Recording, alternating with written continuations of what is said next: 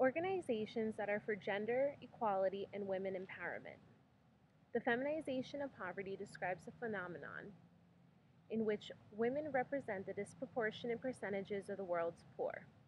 There are many organizations that are for the empowerment as well as the quality of women all over the world, including women's unions, organizations focusing on the fight against sexism, and other major contributors to women globally.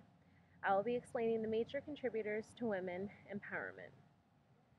The United Nations Entity for Gender Equality and the Empowerment of Women, also known as UN Women, is an organization which contributes to women by economic empowerment, violence against women, peace and security, leadership and participation, national planning and budgeting, and Millennium Developmental Goals.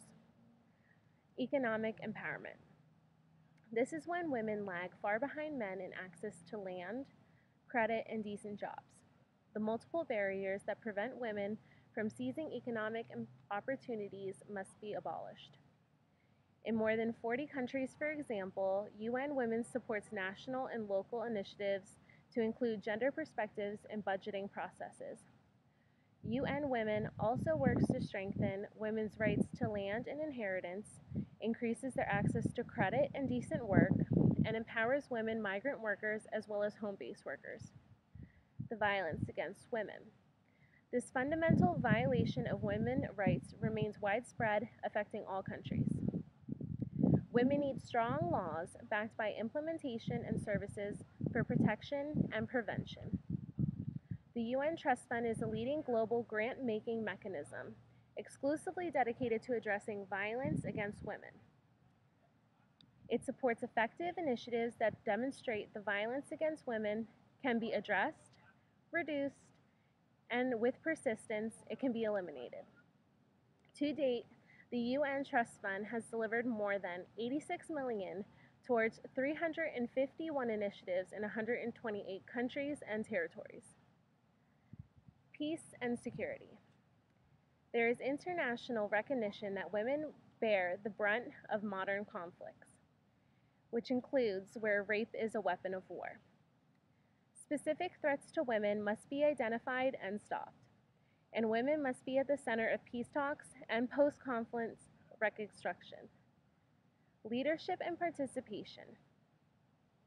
Across all areas of life, whether in political bodies or corporate boardrooms, women have limited say in the decision-making that affect them. Quotas and other special measures open up more space for women participation. New skills help women realize their full leadership potential. In national planning and budgeting. Public planning is the jump-off point for a range of public services and policies that citizens expect from their governments. Yet it often overlooks women's specific needs and priorities. The Millennium Development Goals, also known as MDGs.